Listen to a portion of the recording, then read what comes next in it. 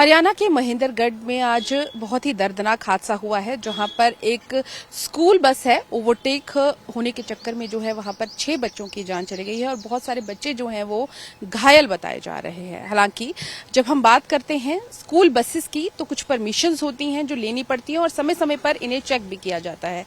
और खासकर अगर बात करें तो इसकी जिम्मेदारी जो है स्कूल विभाग है कहें या फिर एजुकेशन डिपार्टमेंट के पास तो होती है, लेकिन इसके अलावा अगर कोई नेग्लिजेंस करता है उनके लिए रेगुलर चेक होते हैं और चाइल्ड राइट प्रोटेक्शन जो है लगातार चेक करते रहते हैं। तो हमारे साथ शिप्रा मैम है जो कि सीसीपीसीआर की चेयरपर्सन भी है।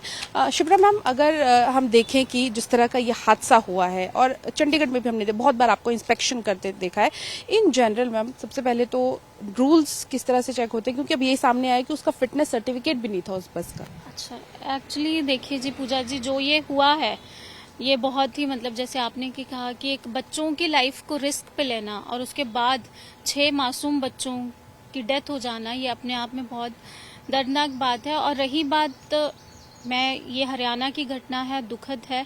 चंडीगढ़ का जो कार्यभार हम देख रहे हैं उसके नाते अगर मैं चंडीगढ़ की पॉलिसी की बात करूं तो यहाँ पर हमारे स्ट्रैप्स नाम पे एक पॉलिसी बनाई गई है जो 2015 में यूटी एडमिनिस्ट्रेशन ने बनाई थी। ये safety and transportation road for authority के नाम पे ये होती है।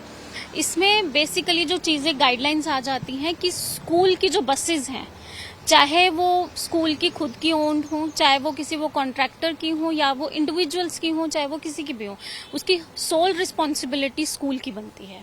इसमें उन्होंने बहुत सारी चीजें देखनी होती हैं, जैसे कि वो जब भी किसी को हायर करें, चाहे वो ड्राइवर है, चाहे वो कंडक्टर है, कोई भी स्टाफ, उनको उनके पुलिस वेरिफिकेशन जरूरी है। They should be verified and a trained personnel. Secondly, 3 साल बाद ये मैंडेट बनाया हुआ है चंडीगढ़ में कि उनका एक रिफ्रेशमेंट कोर्स उनके बाद सिखाया जाएगा कि आपको कैसे बच्चों के साथ बिहेव करना है या आपको कैसे ट्रैफिक रूल्स फॉलो करने हैं। तीसरा, उनके उसमें जो हम इंस्पेक्शंस में हमेशा हम एसटीए की हेल्प लेते हैं, स्टेट ट्रांसपोर्ट अथॉरिटी के साथ हम इंस्पेक्शंस को करते हैं बसेस की। उसमें जो अहम देखा जाता है कि एक तो वहाँ पे फर्स्ट एड बॉक्स है या नहीं है। उसमें जो आम तौर पे पाया जाता है, ये शायद बहुत होता होगा कॉमन, कि फर्स्ट एड बॉक्स जो होता है उसमें जो आइटम्स होती हैं वो एक्सपायर्ड होती हैं और वो उतनी नहीं होती हैं कि भाई किसी बच्चे के काम आ जाए, वो अपनी सहूलियत के हिसाब से रखते हैं। तो ये एक बहुत बड़ा फ्लॉ है। दूसरा आता है फायर एक्सटिंग्विशर जो ये लगाते हैं, वो भी इनको चेक करना होता है। और रही बात जैसे आपने कहा कि डॉक्यूमेंट्स, तो डॉक्यूमेंट्स तो ये बहुत ज्यादा मैंडेटरी है इनका, चाहे पॉल्यूशन है और फिटनेस और ये सब तो बहुत ज्यादा जरूरी है। और एक चीज मैं कहूंगी कि आज तो वैसे भी गस्टेड हॉलीडे है ईद की, तो मुझे समझ में नहीं आता है कि कैसे वो प्राइवेट स्कूल बसेस या वो कोई आउटसाइडर्स को लेके जा रहा था या जो भी था, तो ये अपने आप में अगर स्कूल के बच्चे थे तो वो गलत है। मैम, अगर इसमें जैसे आपने बताया कि छुट्टी का दिन था, तो ये जो सारे रूल्स एंड रेगुलेशन आपने बताई है सरकारी के साथ प्राइवेट स्कूल्स के लिए भी मैंडेटरी है? बिल्कुल बिल्कुल, इसमें ऐसा कुछ नहीं है कि ये सिर्फ गवर्नमेंट के लिए होंगे। जो भी ये रूल्स एंड रेगुलेशंस आते हैं, this is applicable for all the buses, चाहे वो स्कूल्स गवर्नमेंट हैं, चाहे प्राइवेट हैं, चाहे एडेड हैं, even for the coaching institute buses. और इसके साथ ही जो इसमें रूल्स एंड रेगुलेशंस बनाए गए हैं वो ऑटो के लिए, कैब्स के लिए, उसकी भी रूल्स एंड रेगुलेशंस हैं जो बच्चों को पिक एंड ड्रॉप करते हैं। और इसमें जो हमेशा हमने भी इस चीज को बड़ा ध्यान देते हैं, नॉर्मली होता क्या था कि जैसे बच्चों को वो स्कूल से लेके गए तो लास्ट में अगर गर्ल चाइल्ड रह गया है तो वो लोग बस में नॉर्मली मेल्स होते थे, तो इस चीज को बड़ी गंभीरता से लिया गया और हमेशा ये कोशिश की गई है कि उसमें एक वेल क्वालिफाइड, जिसको नॉलेज हो, जिसको एक्ट्स के बारे में पता हो, एक फीमेल वहां पे अटेंडेंट अपॉइंट की जाती है और वो तब अपने घर जाती है जब सारे बच्चे अपने अपने घर सुरक्षित पहुंच जाते हैं। हम अब कार्रवाई की बात करें, अगर जिस इस तरह की नेग्लिजेंस हो जाती है तो क्या प्रावधान है सजा का?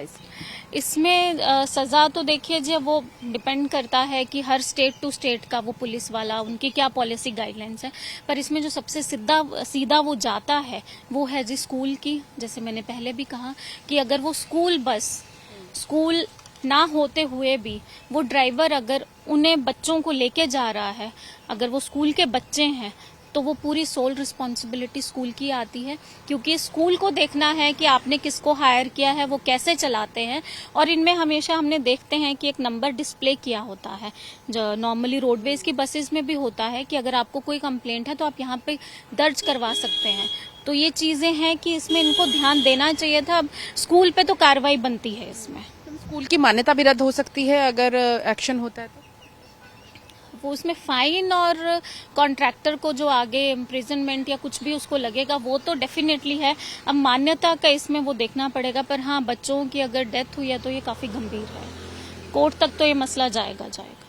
बहुत बहुत शुक्रिया मैम।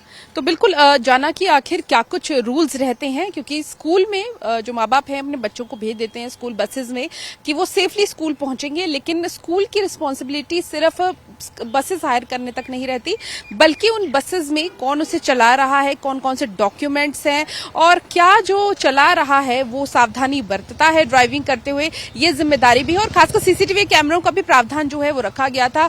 क्या उन्होंने सीसीटीवी कैमरेज लगाए थे या नहीं लगाए, ये सब चीजें जो है जांच का विषय है। लेकिन परिवार है जिन्होंने अपने बच्चों को खो दिया है और उन परिवार को दुख व्यक्त जरूर करते हैं और आगे से सरकार क्या कुछ इसके ऊपर इंतजाम करे और किस तरीके से नकेल कसे, ये देखने वाली बात होगी, ताकि इस तरह का हादसा दोबारा सा ना हो।